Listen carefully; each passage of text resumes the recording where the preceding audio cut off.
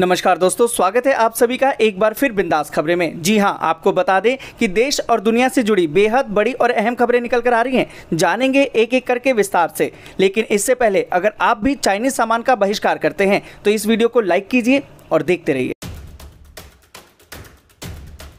दोस्तों एक बार फिर से स्वागत करते हैं आप सभी का। हम लेकर आए हैं देश और दुनिया की तमाम बड़ी खबरें जिसका सीधा असर आपकी जिंदगी पर पड़ता है, इसलिए वीडियो को अंत तक जरूर देखें। दोस्तों खबरों का सिलसिला शुरू करें उससे पहले जान लेते हैं महामारी के ताजा अपडेट को। अभी तक भारत में संक्रमित मरीजों की संख्या 12,84,638 पहुँच गई है, जबकि बात करें एक्टिव केस की तो 4,38,708 पहुँच गई है। वहीं पर ठीक हुए लोगों की संख्या 8,14,912 है, जबकि दुख की बात यह है कि 30,601 मरीजों ने दम तोड़ दिया है। वहीं आपको बता दें कि महाराष्ट्र सबसे ज्यादा प्रभावित राज्यों में बना हुआ है, जहां पर 3,47,502 केस हो गए हैं। तमिलनाडु अभी दूसरे नंबर पर है, जहां पर 1,92,964 केस हो चुके हैं। दिल्ली वहीं तीसरे नंबर पर है, जहां पर 1,27,364 मामले हैं। और इसी के साथ कर्नाटक चौथे नंबर पर बना हुआ है, जहां पर 80,863 मामले हो गए हैं। और इसी के साथ दोस्तों बढ़ते हैं आज की पहली और बड़ी खबर की तरफ। आज की पहली और बड़ी खबर जो निकल कर आ रही है कि पीपीई किट में पुलिस 250 से कम गेस्ट।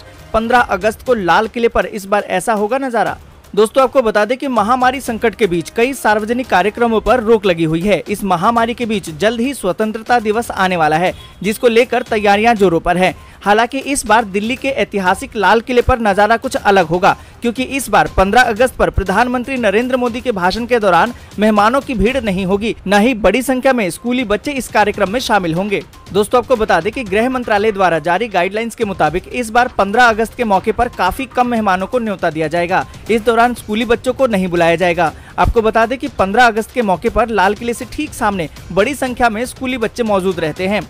इस दौरान जगह जगह पर हैंड सैनिटाइजर होंगे, मास्क पहनकर आना जरूरी होगा, बैठने की व्यवस्था अलग होगी और 2 गज की दूरी रखी जाएगी। केंद्रीय मंत्रियों, वरिष्ठ अधिकारियों, इनके अलावा महामारी वॉरियर्स को भी न्योता दिया जाएगा। दोस्तों आपको बता दें कि सूत्रों के मुताबिक प्रधानमंत्री के 15 अगस्त के संबोधन में आत्मनिर्भर भारत अभियान, महामारी वैक्सीन, सीमा सुरक्षा और महामारी से मुकाबले में स्वदेशी अभियान ने किस तरीके से बढ़ चढ़कर कदम उठाया, इन विषयों का जिक्र हो सकता है। आपको बता दें कि जो पुलिस आएगी वो पीपीई किट पहनकर आएगी। वहीं मेहमानों के बीच बैठने की दूरी भी बढ़ा दी जाएगी। हर साल लाल किले पर स्वतंत्रता दिवस पर जश्न के दौरान 1000 के करीब विशेष अतिथि बुलाए जाते थे, लेकिन इस बार ऐसा नहीं होगा। इस संख्या को 250 के करीब सीमित रखा जाएगा। दोस्तों आगे बढ़ें उससे पहले वीडियो को लाइक और शेयर जरूर कर दें, क्योंकि आपका एक छोटा सा लाइक हमारी मेहनत का फल होता है। और इसी के साथ बढ़ते हैं अगली बड़ी खबर की तरफ। अगली बड़ी खबर जो निकल कर आ रही है कि लद्दाख में तनाव के बाद भारत ने चीन के खिलाफ उठाया सबसे बड़ा सख्त कदम। दोस्तों आपको बता दें कि भारत ने गुरुवार को सरकारी कॉन्ट्रैक्ट को लेकर पड़ोसी देशों के लिए नियम सख्त कर दिया है। नए नियमों के मुताबिक सरकारी कॉन्ट्रैक्ट के लिए अब पड़ोसी देशों के बिडर्स यानी कि बोली लगाने वालों को पहले रजिस्ट्रेशन करवाना होगा और सिक्योरिटी क्लियरेंस लेनी होगी। भारत सरकार के इस फैसले को चीन को काउंटर करने के तौर पर देखा जा रहा है। आपको बता दें कि भारत सरकार की ओर से जारी किए गए बयान में कहा गया है कि भारत की रक्षा और राष्ट्रीय सुरक्षा को मजबूत करने के लिए ये फैसला लिया गया है। भारत की सीमा चीन, पाकिस्तान, बांग्लादेश और म्यांमार, नेपाल और भूटान से लगती है। हालांकि सरकारी बयान में किसी देश का नाम नहीं लिया गया है, पर इसमें आपको बता दें कि सरकार की ओर से जारी बयान के मुताबिक भारत की सीमा से लगे देश के बिडर्स किसी भी वस्तु या सेवा की खरीद में बोली तभी लगा पाएंगे जब वे किसी अथॉरिटी के साथ पहले से रजिस्टर होंगे। इसके अलावा विदेश मंत्रालय और गृह मंत्रालय से राजनीतिक और सुरक्षा के स्तर पर मंजूरी लेना भी अनिवार्य होगा। हालांकि अभी तक इसे लेकर नई दिल्ली स्थित चीनी दूतावास से कोई प्रतिक्रिया नहीं आई है। और इसी के साथ दोस्तों बढ़ते हैं अगली बड़ी खबर की तरफ। अगली बड़ी खबर जो निकल कर आ रही है कि अब दिव्यांगों को भी मिलेगा अंत्योदय अन्न योजना का लाभ, हर महीने 35 किलो अनाज। दोस्तों आपको बता दें कि केंद्रीय मंत्री रामविलास पासवान ने कहा कि दिव्यांग व्यक्तियों को भी अब अंत्योदय अन्न योजना का लाभ मिलेगा। उन्होंने ट्वीट करके बताया कि दिव्यांग व्यक्तियों को राशन योजना का लाभ नहीं मिल रहा है। इस संबंध में दिल्ली हाई कोर्ट के निर्देशों को गंभीरता से लिया गया है। अब सभी राज्य सरकारों को आदेश दिया गया है कि दिव्यांगों को अंत्योदय अन्न योजना के तहत सम्मिलित कर लिया जाए। उन्होंने बताया कि अंत्योदय अन्न योजना से दिव्यांगों को 35 किलो अनाज प्रति परिवार हर महीने मिलेगा। अंत्योदय अन्न योजना राशन कार्ड को प्राथमिकता वाले परिवार और राशन कार्ड के तहत कौन लाभार्थी होंगे, इसके लिए जवाबदेही राज्य सरकार पर है। दोस्तों आपको बता दें कि केंद्रीय मंत्री ने कहा कि साल 2003 में अंत्योदय अन्न योजना का विस्तार किए जाने के दौरान निर्गत गाइडलाइन में इस योजना के तहत दिव्यांग व्यक्तियों को भी शामिल करने के स्पष्ट निर्देश दिए गए थे। सभी राज्य सुनिश्चित करें कि कोई भी दिव्यांग इससे वंचित न रहे। और इसी के साथ दोस्तों बढ़ते हैं अगली बड़ी खबर की तरफ। अगली बड़ी खबर जो निकल कर आ रही है कि दिल्ली में थमी महामारी की रफ्तार, सीएम केजरीवाल ने कहा कि 1/3 लोगों में हर्ड इम्यूनिटी। दोस्तों आपको बता दें कि एक और जहां दिल्ली में महामारी की रफ्तार कम हो चली है, वहीं मुख्यमंत्री ने हर्ड इम्यूनिटी को लेकर बड़ा बयान दिया है। उनका कहना है कि दिल्ली के 1/3 लोगों ने हर्ड इम्यूनिटी हासिल कर ली है। एक अखबार को दिए इंटरव्यू में सीएम केजरीवाल ने कहा कि दिल्ली हर्ड इम्यूनिटी की ओर बढ़ रही है। ये बात उन्होंने दिल्ली में केंद्र सरकार द्वारा कराए गए सीरो सर्वे के आधार पर कही है। दोस्तों आपको बता दें कि दिल्ली के सभी 11 जिलों में करवाए गए सीरो सर्वे की रिपोर्ट के अनुसार 23.48% लोगों में महामारी के एंटीबॉडीज मिले। 27 जून से 10 जुलाई के बीच ये सीरो सर्वे करवाया गया था। कुछ दिन पहले ही इसकी रिपोर्ट सामने आई है। दोस्तों आपको बता दें कि दिल्ली के सीएम के अनुसार यदि जून में लगभग 24% लोगों में हर्ड इम्यूनिटी आ गई थी, तो इसका मतलब ये हुआ कि अब 30 से 35% लोगों में ये आ गई होगी। हालांकि सीएम ने ये भी कहा कि अगर इस बारे में सटीक जानकारी विशेषज्ञ ही दे सकते हैं, लेकिन दिल्ली हर्ड इम्यूनिटी की ओर बढ़ चली है, ये बात तो साफ है। 2 करोड़ की आबादी वाली दिल्ली में लगभग 60 लाख लोग महामारी के संपर्क में आ चुके हैं और ठीक भी हो चुके हैं। ये बात सीरो सर्वे के आंकड़ों के अनुसार अनुमानित है। बताया जा रहा है कि इस इंटरव्यू के दौरान सीएम केजरीवाल ने आने वाले समय में मेट्रो को खोलने के संकेत भी दिए हैं। हालांकि केंद्र की अनुमति के बिना ये संभव नहीं है। और इसी के साथ दोस्तों बढ़ते हैं अगली बड़ी खबर की तरफ। अगली बड़ी खबर जो निकल कर आ रही है, आज रात 8 बजे से 10 दिन के लिए भोपाल हो जाएगा लॉकडाउन। ये रहेगा बंद और इन पर मिलेगी छूट। दोस्तों आपको बता दें कि राजधानी भोपाल में महामारी के बढ़ते मामलों को देखते हुए 10 दिन के लिए टोटल लॉकडाउन लगा दिया गया है। आज 24 जुलाई की रात से लगने वाले लॉकडाउन के लिए कलेक्टर ने गाइडलाइंस जारी कर दी है। लॉकडाउन में जारी गाइडलाइंस शुक्रवार रात 8 बजे से शुरू होकर 4 अगस्त की सुबह 5 बजे तक मान्य होगी और इनका उल्लंघन करने पर बकायदा कानूनी कार्रवाई की जाएगी। दोस्तों आपको बता दें कि लोगों को घर से बाहर निकलने की अनुमति नहीं रहेगी। किसी जरूरी कार्य के लिए केवल घर का एक व्यक्ति ही बाहर निकल पाएगा। भोपाल से बाहर या अंदर आने जाने पर प्रतिबंध रहेगा। धार्मिक स्थल भी बंद रहेंगे। प्राइवेट ऑफिस और व्यावसायिक प्रतिष्ठान बंद रहेंगे। सिनेमाघर, जिम, स्विमिंग पूल, पार्क, बार, ऑडिटोरियम और असेंबली हॉल बंद रहेंगे। किसी भी तरह के सामाजिक, राजनीतिक, खेल, शैक्षणिक, धार्मिक और मनोरंजन समारोह पर पाबंदी रहेगी। होटल, रेस्टोरेंट, शॉपिंग मॉल बंद रहेंगे। सिर्फ उन्हीं इमारतों का निर्माण जारी रहेगा जहां मजदूर साइट पर उपलब्ध रहेगा और उसे बाहर से लाने की जरूरत नहीं होगी। आपको बता दें कि परिवहन सेवाएं जिनमें कि निजी बसें, taxi, auto rickshaw, e rickshaw का संचालन भी बंद रहेगा। इसी के साथ आपको बता दें कि स्कूल, कॉलेज, शिक्षण संस्थान, कोचिंग इंस्टीट्यूट सब बंद रहेंगे। और दोस्तों इसी के साथ बढ़ते हैं अगली बड़ी खबर की तरफ। अगली बड़ी खबर जो निकल कर आ रही है, ट्रेन से सफर करने वाले ध्यान दें, अब 90 मिनट पहले पहुंचना होगा रेलवे स्टेशन।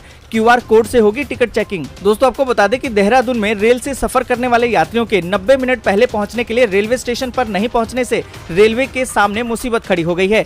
आलम यह है कि ट्रेन छूटने से 15 मिनट पहले एक साथ तमाम यात्रियों के पहुंचने से अधिकतर की ना तो थर्मल स्क्रीनिंग हो पाई और ना ही सैनिटाइजेशन किया जा सका।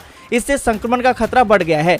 रेलवे प्रशासन ने सभी यात्रियों से अनुरोध किया है कि वे समय से स्टेशन पहुंचे। बिना थर्मल स्क्रीनिंग, सैनिटाइजर के ट्रेन में बैठने की अनुमति किसी को भी नहीं दी जाएगी, चाहे फिर किसी की ट्रेन क्यों ना छूट जाए। आपको बता दें कि महामारी संकट के चलते दून स्टेशन से इस समय केवल 2 ट्रेनें यानी कि देहरादून नई दिल्ली और देहरादून काठगोदाम जनशताब्दी का संचालन किया जा रहा है। रेलवे की ओर से जारी गाइडलाइन के मुताबिक यात्रियों को 90 मिनट पहले स्टेशन पहुंचना जरूरी है ताकि उनकी थर्मल स्क्रीनिंग और सैनिटाइजेशन का काम किया जा सके। दोस्तों आपको बता दें कि हकीकत ये है कि ज्यादातर यात्री ट्रेन रवाना होने से मात्र 15 से 20 मिनट पहले पहुंच रहे हैं। ऐसे में एक साथ यात्रियों के पहुंचने से ना तो अधिकतर की थर्मल स्क्रीनिंग हो पा रही है और ना ही किसी के हाथों को सैनिटाइज किया जा रहा है। लेकिन अब रेलवे ने इस संबंध में कड़ा फैसला लिया है। आपको बता दें कि मुख्य वाणिज्यिक निरीक्षक SK अग्रवाल का कहना है कि यात्रियों की थर्मल स्क्रीनिंग और सैनिटाइज किए बिना ट्रेन में बैठने की इजाजत नहीं दी जा सकती। ऐसे में जो यात्री ट्रेन रवाना होने से चंद मिनट पहले पहुंचेंगे उन्हें यात्रा करने में दिक्कत हो सकती है। भविष्य में बिना स्क्रीनिंग और सैनिटाइज किए यात्रा की अनुमति किसी भी सूरत में नहीं दी जाएगी। और इसी के साथ आपको बता दें कि ट्रेन में यात्रियों के टिकट की चेकिंग अब सीधे नहीं होगी। चेकिंग के दौरान यात्रियों को रेलवे की ओर से भेजे गए QR कोड को दिखाना होगा। इस कोड के जरिए चेकिंग स्टाफ यात्री की पूरी जानकारी जुटाएगी। महामारी संक्रमण से बचने के लिए रेलवे ने ये कदम उठाया है। और इसी के साथ दोस्तों बढ़ते हैं अगली बड़ी खबर की तरफ। अगली बड़ी खबर जो निकल कर आ रही है, एयर इंडिया के कर्मचारियों के लिए बड़ी खुशखबरी, नहीं होगी छटनी, सैलरी भी नहीं कटेगी। दोस्तों आपको बता दें कि एयर इंडिया अपने कर्मचारियों की सैलरी में कटौती नहीं करेगा। हालांकि अलग अलग स्तर पर मिलने वाले अलग अलग अनाउंस में कटौती की जाएगी। एयरलाइंस ने कहा है कि सैलरी में कटौती नहीं होगी, जैसे कि बेसिक पे, महंगाई भत्ता और HRA में किसी कैटेगरी के कर्मचारी की सैलरी में कोई कटौती नहीं की जाएगी। गुरुवार को एयर इंडिया बोर्ड और सिविल एविएशन मिनिस्ट्री के बीच में बैठक में इसका फैसला लिया गया। एयरलाइन ने ट्वीट करके कहा कि दूसरे एयरलाइन की तरह हम नौकरी से किसी को नहीं निकालेंगे। दोस्तों आपको बता दें कि एयर इंडिया ने ट्विटर हैंडल पर लिखा कि आज नागर विमानन मंत्रालय और एयर इंडिया बोर्ड की बैठक में कर्मचारियों पर होने वाले खर्च की समीक्षा की गई। बैठक में इस बात पर जोर दिया गया कि अन्य विमानन कंपनियों की तरह एयर इंडिया छटनी नहीं करेगा। एक अन्य ट्वीट में एयर इंडिया ने कहा कि किसी भी कैटेगरी के कर्मचारियों के बेसिक पे, DA और HRA में कटौती नहीं की जाएगी। हालांकि महामारी आउटब्रेक की वजह से कंपनी की वित्तीय हालत को देखते हुए अन्य भत्तों को युक्ति संगत बनाया गया है।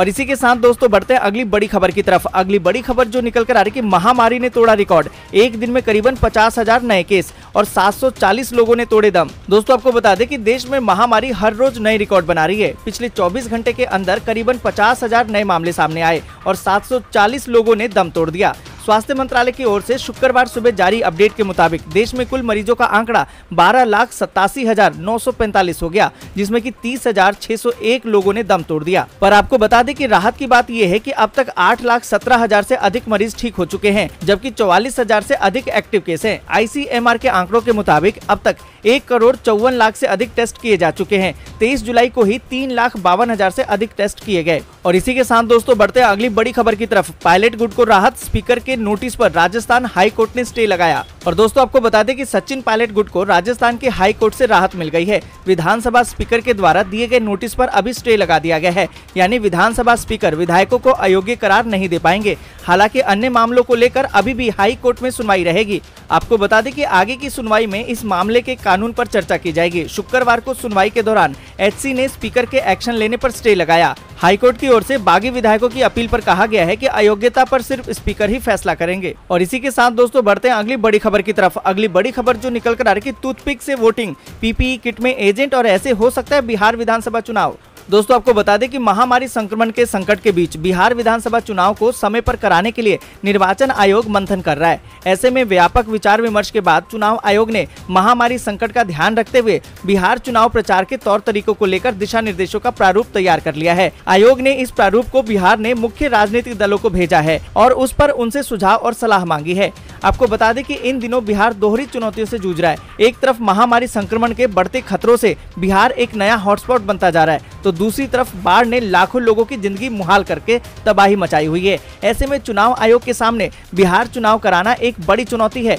इसे लेकर चुनाव आयोग के सचिव NT भूटिया ने शुक्रवार को जारी पत्र के माध्यम से 31 जुलाई तक सभी राजनीतिक दलों को सुझाव और सलाह देने का निर्देश दिया है, ताकि उसके आधार पर निर्वाचन आयोग द्वारा दिशा निर्देश जारी किया जा सके। दोस्तों आपको बता दें कि बिहार चुनाव के लिए चुनाव आयोग राज्य के प्रत्येक बूथ में मतदाताओं की संख्या पर कैप लगाने, PPE किट के साथ चुनाव अधिकारी प्रदान करने और EVM मशीन पर बटन दबाने के लिए टूथपिक या फिर दस्ताने का उपयोग करने सहित मतदाताओं के लिए थर्मल स्क्रीनिंग पर भी विचार कर रहा है।